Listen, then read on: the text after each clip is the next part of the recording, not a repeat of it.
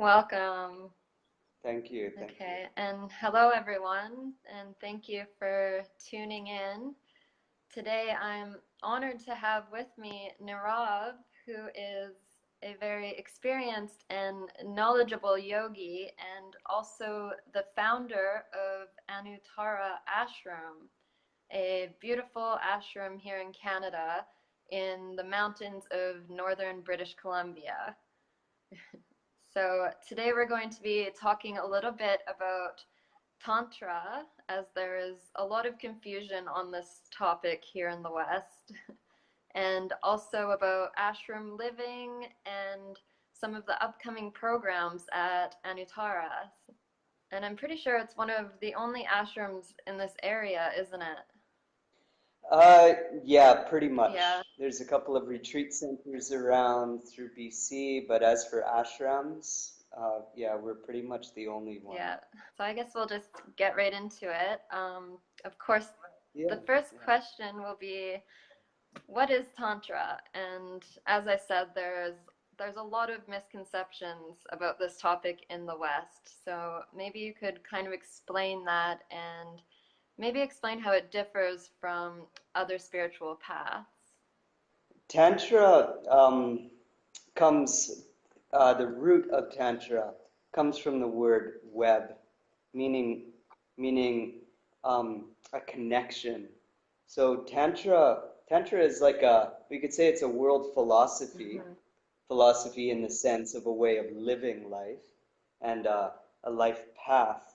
And this web connects all of us together, connects the entire manifestation together.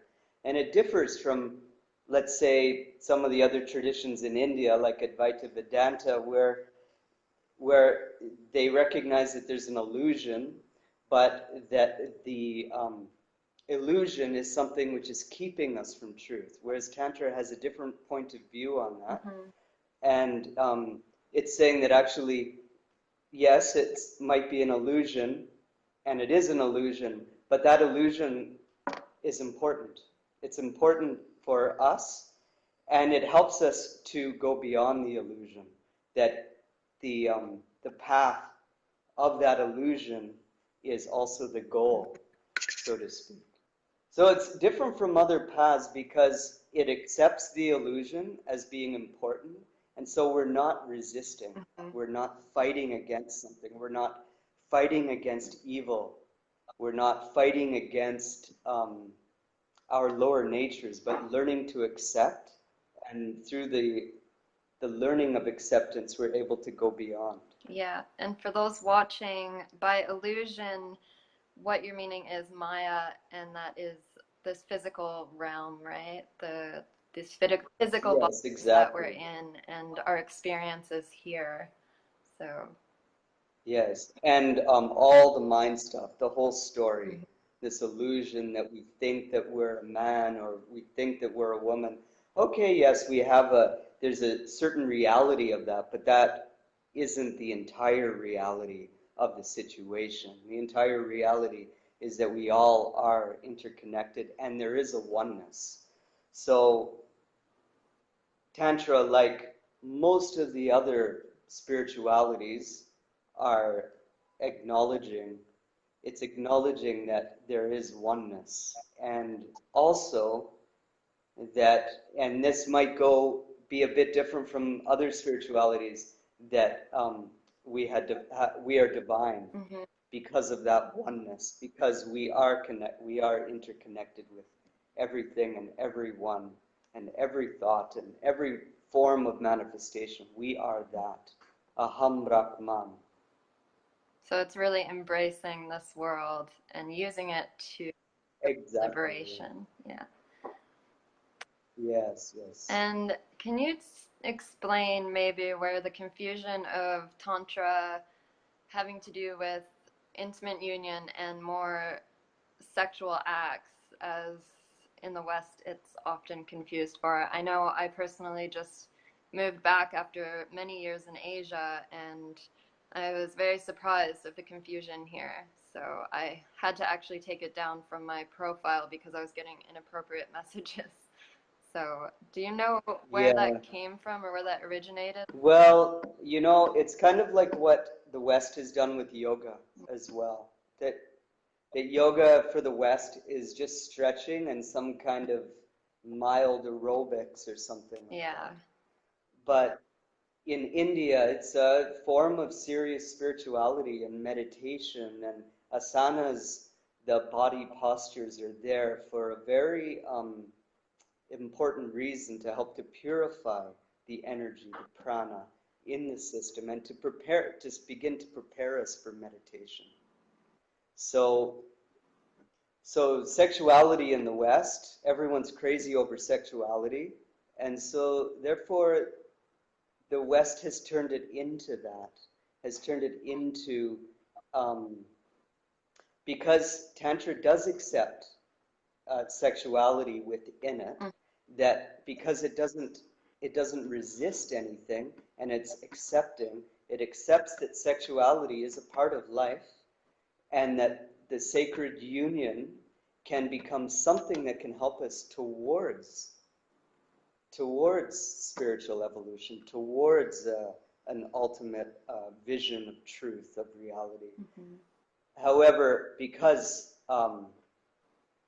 when we look at things from the outside, we only see certain things. In yoga, we just see that people are stretching and people are maybe doing some kind of exercise. In the same way, Tantra has been blown up into this huge sexual thing, whereas it accounts for a very small amount of what Tantra really is. So it's really... Tantra also, yeah. Sorry, go on. I was just going to say, so it's really putting emphasis on the physical aspects of yoga as an asana, and then the sexual is also physical. So it seems we're focusing in on that a bit too much, maybe. Yeah, and forgetting and not looking at the deeper meaning behind that, and what that could be. Tantra is because Tantra sees all of the manifestation as being very important. It uses a lot of different modalities and tools, such as sacred ritual, such as sacred architecture, such as music and dance and sexuality and sacred writing. And you could go on with the list. Kundalini is another one. Sacred herbology, things that you can actually eat to help to purify the body, to help you to channel the divine easier, to help you settle into presence easier. Yeah, so it's really just everything. Yes, exactly. Yeah. Every facet of life can help us towards spiritual evolution. But the problem with Tantra, I could say, is that it's like kind of walking on that razor's edge, because the things that can help us can also hinder us. The things that can help us, like sexuality and that sacred union, if it's done in the proper way, then it can help to lead us towards that ultimate experience of union, of truth, or it can be a big distraction for us. We can get lost into sexual fantasy and sexual things with, many things that can kind of lead us astray from the goal, if we can call it a goal, really, from the intuition of finding truth and finding sacredness. Yeah, so it's really finding balance in all of your practices instead of just focusing on one thing and maybe doing that in excess. Yes, exactly. And I do receive a lot of questions about Kundalini and how Kundalini and Tantra, if the two go together, or are they very similar? Are they different paths? Well, Kundalini is a phenomenon that happens in the human being as the human being starts to open up towards the spirituality, and even, I don't know, paths which they don't talk about Kundalini at all, like, let's say, a Theravada Buddhist path. They don't talk about Kundalini at all, but it's not like it doesn't happen. Yeah. because Kundalini is the awakening of the essential energy of the human being, the essential Shakti or the essential goddess of the human being. So then that in Tantra, it uses Kundalini actually as a tool, as something that we can utilize, and it's kind of a very technical thing in order to begin to have the upward flow of energy into the higher realms of being. Meaning, quite specifically, moving upward in the chakras, you could say. Yes. And moving the energy, instead of the energy being in the lower chakras, which is often where most people reside, it moves the energy, helps to start to move the energy into the higher chakras until the ultimate. But like the other things, that it can also be a little bit of a distraction for us too. We can get really caught up on wanting to have Kundalini to rise and wanting to feel this or feel that, when the point is rather to learn presence and to learn compassion for our fellow human beings. Yes, that's another thing I've noticed since I've been back in America and Canada. I receive a lot of questions of how people can awaken their Kundalini. So again, it's a fascination they have, but also missing the steps of getting there. And of course, the journey is always very important too, so we can't rush these certain things. We'll talk a little bit about what you guys are doing. For those watching that don't actually know what an ashram is, can you explain? Yeah, an ashram, translated specifically, it would be translated as a spiritual college or something. But an ashram is more than that, because there's usually a core of individuals that live at an ashram that carry on with certain roles within the ashram, like cook, like gardener, like this or that, teachers or whatever. And then usually in an ashram, you would have people coming into the place and spending time there in order to get away from their everyday life. There's ashrams in India where it's fully monastic, so some Advaita Vedanta ashrams in India, it's only monks that live there, and sometimes some other people can come in, but sometimes as well they're closed. So it's really kind of it's a kind of open terminology for a spiritual community.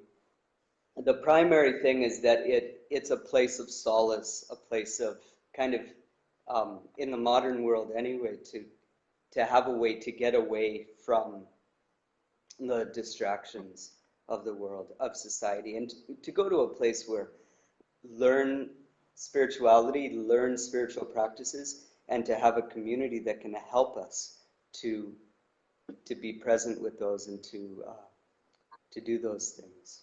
Yeah, I definitely have personally found a lot of healing in ashrams, so I was very excited to find yours, and I've also learned a lot about community and being of service to others by staying at these places, so I'm really excited to come up there. And what would a typical day at your ashram be like? Well, a typical day during the week, we usually will wake up at about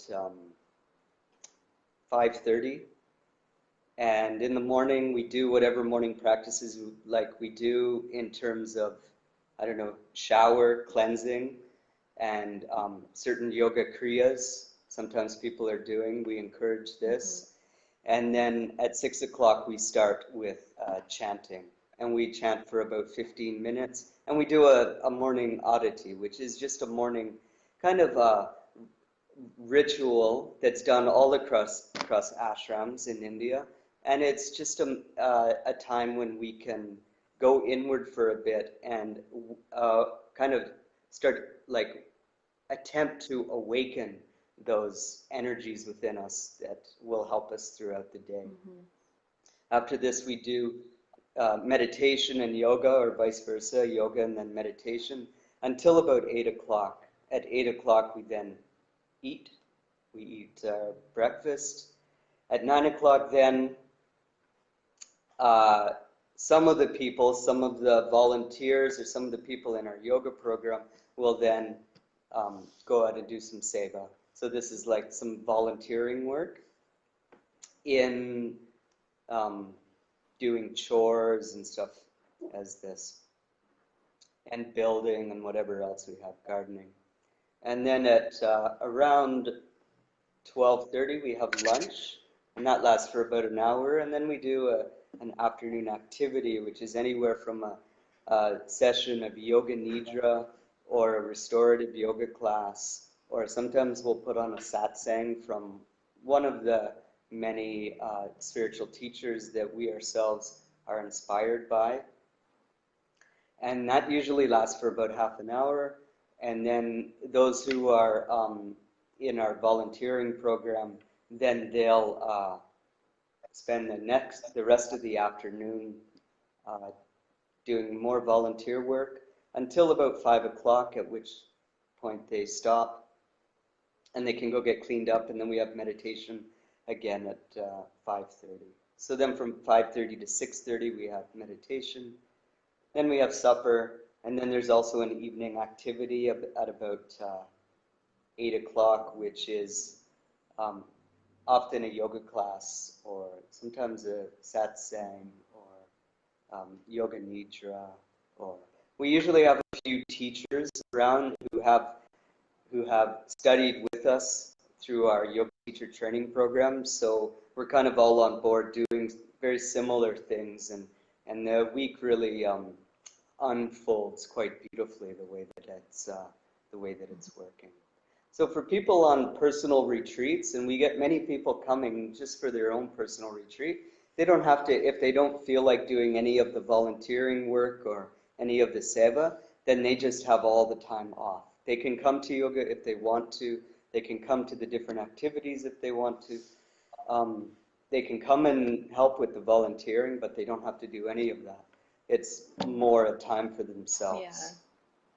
To just fully concentrate on personal growth. And I do miss having that Exactly. structure and routine that I have had at Ashrams. It really helps my personal practice once I go home. So do you want to talk a little bit about your upcoming yoga teacher trainings? You have one this summer and in the fall, right? Yeah, well, we actually have two this summer. One starts on Saturday, Okay. actually. So one starts in a couple of days. So we're getting all geared up for that. And then we have another one starting in August. And we'll be, and both of these are 200-hour teacher trainings. And we're teaching different forms of yoga. From my own personal tradition is coming from a meditative aspect of yoga, so holding positions for a long period of time, a little bit like yin yoga, but with differences there. And my wife Artemis, her tradition is more the modern style of yoga with vinyasa and with hatha yoga and this sort of yoga that everyone is quite familiar with. So both these trainings are 200 hours. And then we have another 200-hour teacher training coming up in February in India, in Rishikesh. So we're very excited about that. Oh, fun. And I will also be joining for a week for the August one. Yes. Yeah, we're looking forward to you being there. Yeah. And is there anything else you want to add about them, or? Well, we found that there often yoga teacher trainings are of two kinds, and one is that either there's a lot of emphasis on the physical and on alignment, but a lot of people tell to us that they miss out on the spiritual aspect, that the aspect that really empowers them to make changes in other people's lives.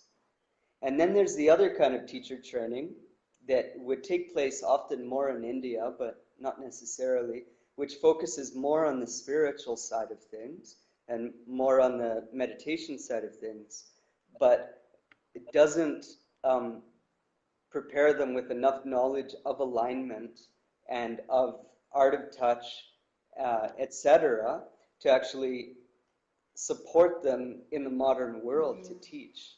So we've tried to come up with this 200-hour teacher training. Oh. Whoops. Sorry, lost you there for a moment. Okay. Yeah, we tried to to formulate this teacher training so that we're covering both.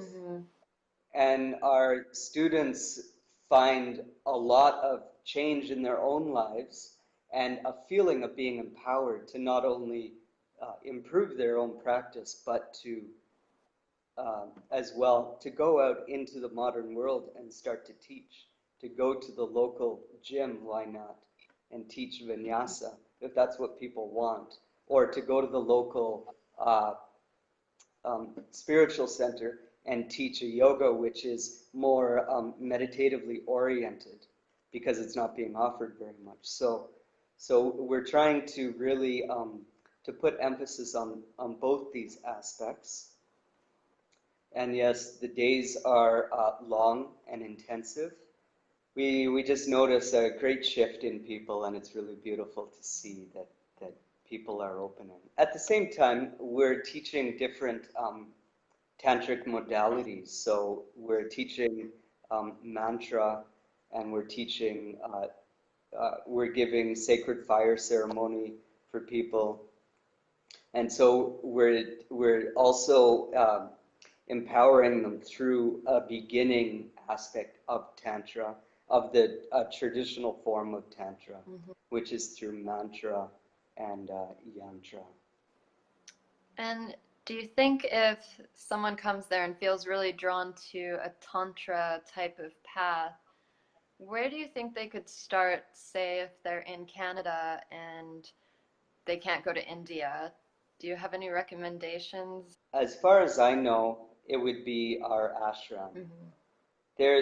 There are other places, but they're a little bit hidden because, of course, as soon as you put the name of Tantra on things, it's all about sex. Yes. And it's really funny, some of the requests we get from people, because we talk about Tantra, but we actually don't go much into the sexual aspect when we're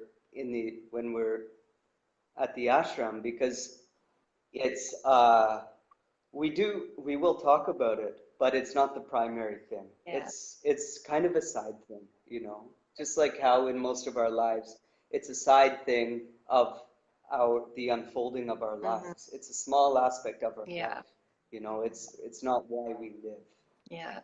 So. And I think it's so important that you guys are present here in Canada and sharing that authentic yoga and authentic Tantra. So thank you for that. Yes, thank you. And I don't know if I have any more questions for you. Was there anything else we wanted to cover? Or for the times of the training and everything, you can check on your website, and that is anutara.com, right? I'll put all the information below, and anutara.org, but we'll put it up in the messages. Yeah, and for any, we are having a workshop, a Tantra workshop, in the middle, towards the end of October for 12 days, and it's the Navaratri festival that we do, and we have people doing work with mantra, and then we build a big living mandala or yantra in our main meditation space, and we also do the tantric fire ceremony at least one time, but possibly more times. And the Navaratri is a festival that's often celebrated in India, known as the 9 nights of divine recognition, we could say. In the way that we practice it, usually it's devoted towards one of the goddesses, one of the sacred wisdom goddesses. Yeah, it's a very beautiful festival, And it will be not only in India, we know in India everything's a festival and there's lights and colors and dancing and all of this, but for us, we'll treat it more as a meditation retreat for a time for us to reflect and go inward and work with mantras and also feel this energy and how we how things are happening in us with this energy present for us. Yeah, that sounds incredible. And I think I'm coming up for that too because it sounds like a beautiful experience up Good. there. Yeah. So I guess that's it then for now. Thank you Yeah. everyone for viewing. And I am just going to add that any of my followers who are interested in the yoga teacher training, I also have a discount code for you and I'll put it below afterwards. So hopefully I'll be seeing some of you there.